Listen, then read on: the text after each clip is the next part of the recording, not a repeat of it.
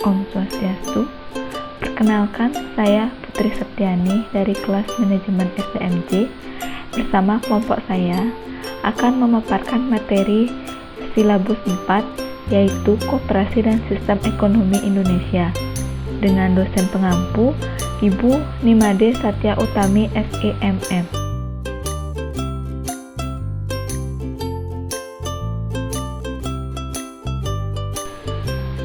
Adapun sub pokok bahasan yang akan kami bahas pada hari ini adalah yang pertama, koperasi dan tujuan ekonomi.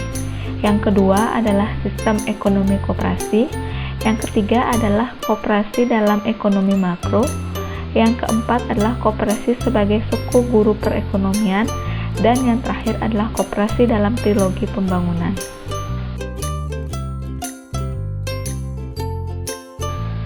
Sebelum lanjut ke materi, izinkan saya untuk memperkenalkan kelompok saya terlebih dahulu. Yang pertama ada IKD Ari Wirawan dengan nomor absen 12. Yang kedua ada Made Novi Widyaningsih dengan nomor absen 24.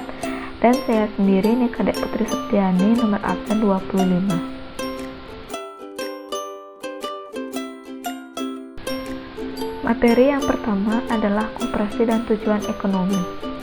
Koperasi adalah suatu badan hukum yang dibentuk atas asas kekeluargaan, di mana tujuannya adalah untuk mensejahterakan para anggotanya. Secara etimologi, istilah koperasi berasal dari kata cooperation yang artinya kerjasama.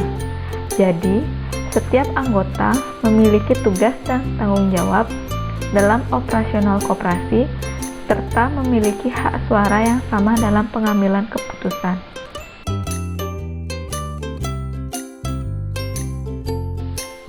Ini adalah perkembangan lambang koperasi Indonesia.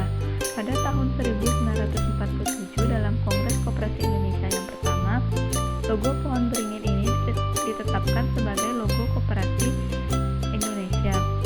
Logo ini berlaku dari tahun 1947 sampai dengan 2012. Pada tahun 2012 terjadi penggantian lambang koperasi yang mana sesuai dengan Peraturan Menteri Koperasi Nomor 2 Tahun 2012 tentang penggunaan lambang koperasi Indonesia. Pada tahun 2012 ini resmi diganti lambang koperasi dengan menggunakan lambang segi empat bunga teratai. Lambang ini berlaku dari tahun 2012 sampai dengan tahun 2015. Pada tahun 2015, sesuai dengan aspirasi Gerakan Koperasi Indonesia, menghendaki logo Koperasi Indonesia diganti ke logo yang lama. Hal ini diatur dalam Peraturan Menteri Koperasi Nomor 1 Tahun 2015. Jadi, pada tahun 2015, lambang Koperasi Indonesia resmi diganti kembali menggunakan lambang koperasi yang lama. Jadi, ini adalah lambang koperasi yang berlaku dari tahun 2015 sampai dengan sekarang.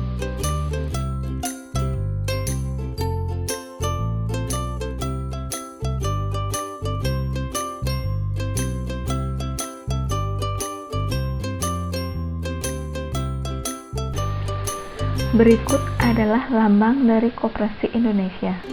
Di sini saya akan menjelaskan sedikit mengenai makna dari lambang Koperasi Indonesia.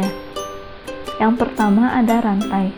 Rantai mewakili kekuatan atas persahabatan. Semua anggota telah terkait erat dan baik dalam mencapai sebuah tujuan bersama, yakni pada kemakmuran terhadap semua anggota suatu koperasi. Yang kedua ada roda bergigi, menggambarkan sebuah upaya yang telah dilakukan dengan terus-menerus. Koperasi merupakan suatu wadah di mana orang selalu hidup secara kerja keras.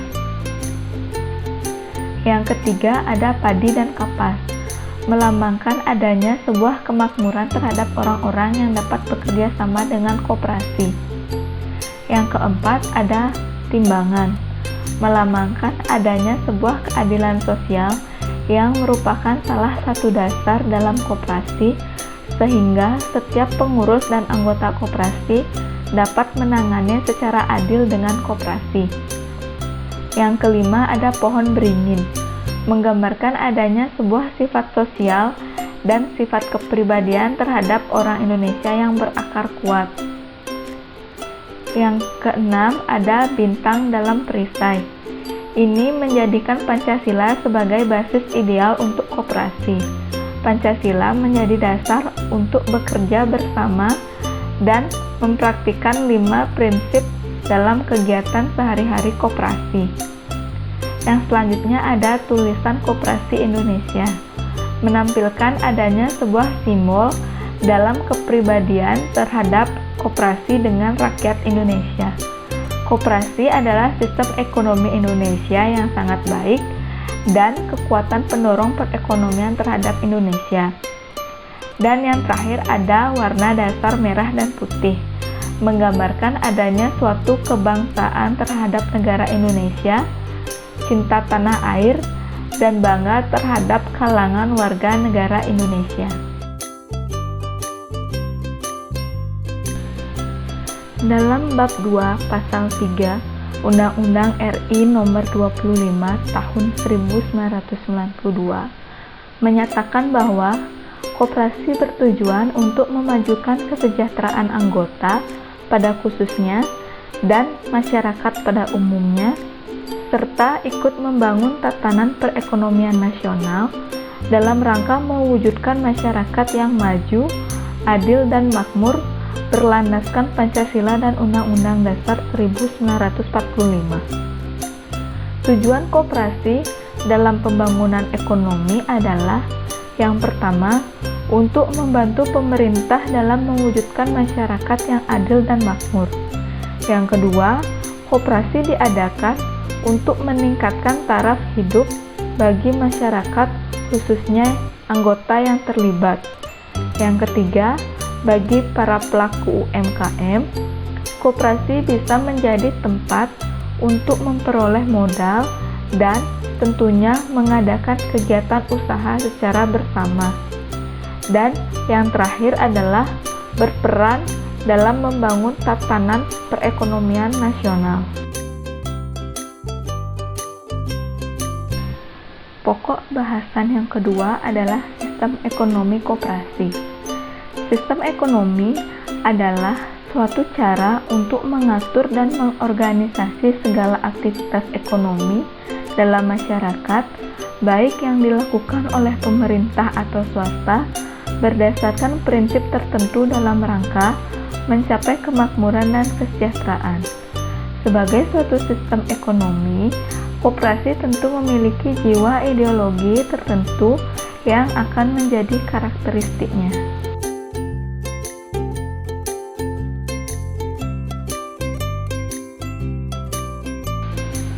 Ciri khas sistem ekonomi koperasi yang tidak ada di perekonomian umum adalah yang pertama, sistem permodalan gotong royong, yang artinya setiap anggota koperasi diberikan suatu kewajiban untuk membayar simpanan wajib dan simpanan pokok yang sudah ditentukan bersama.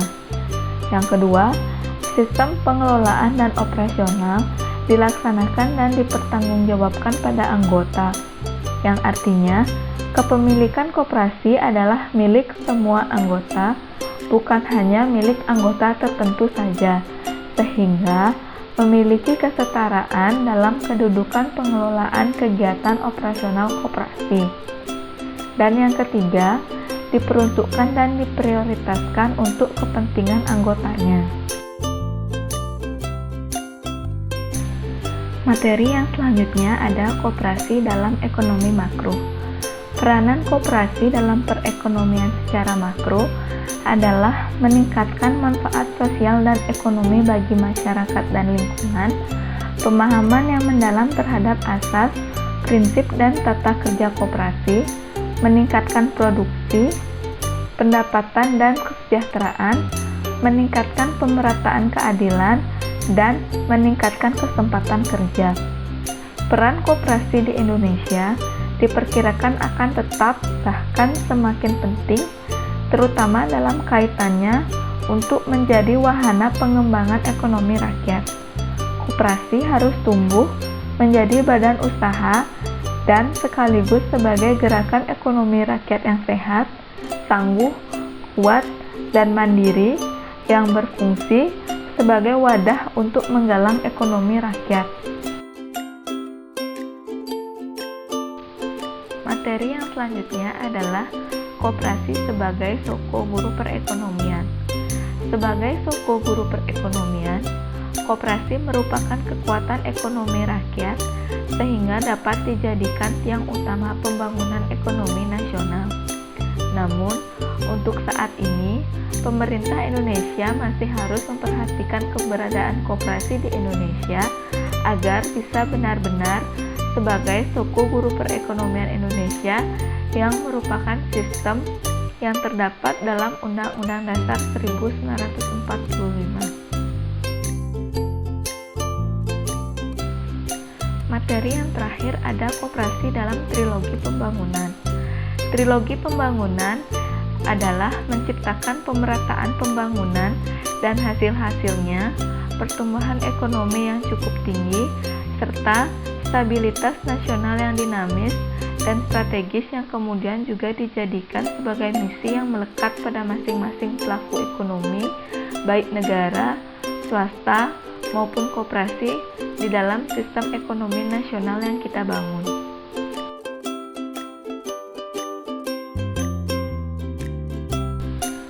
Rumusan kedudukan, peranan, dan hubungan antara pelaku ekonomi dapat digambarkan sebagai berikut. Yang pertama, BUMN, koperasi, dan swasta hendaknya ditempatkan pada posisi dan kedudukan yang setara.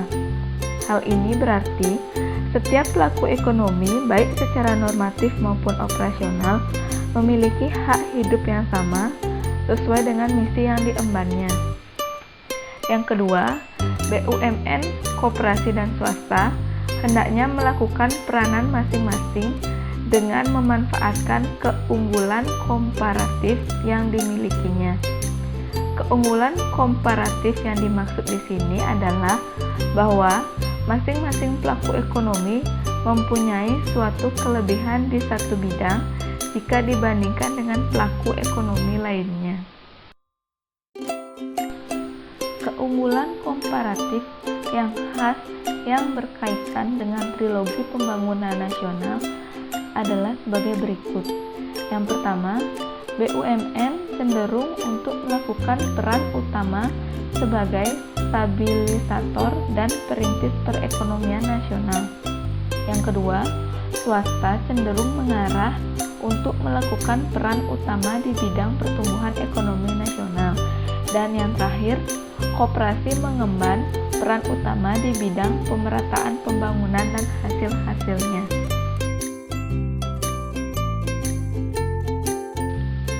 Kesimpulan dari pembahasan materi ini adalah koperasi merupakan suatu badan hukum yang dibentuk atas asas kekeluargaan, di mana tujuannya adalah untuk mensejahterakan para anggotanya. Sistem ekonomi koperasi adalah suatu organisasi bersama yang berasaskan kekeluargaan yang bertujuan untuk mencari profit atau keuntungan baik untuk anggota itu sendiri dan juga untuk masyarakat umum yang ada di sekitarnya.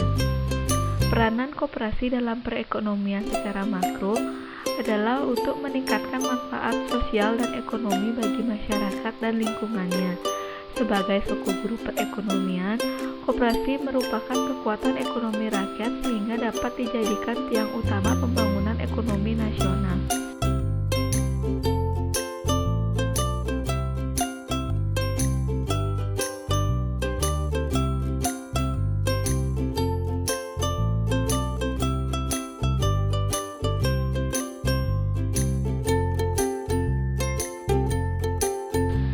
Sekian pemaparan materi yang dapat kami sampaikan.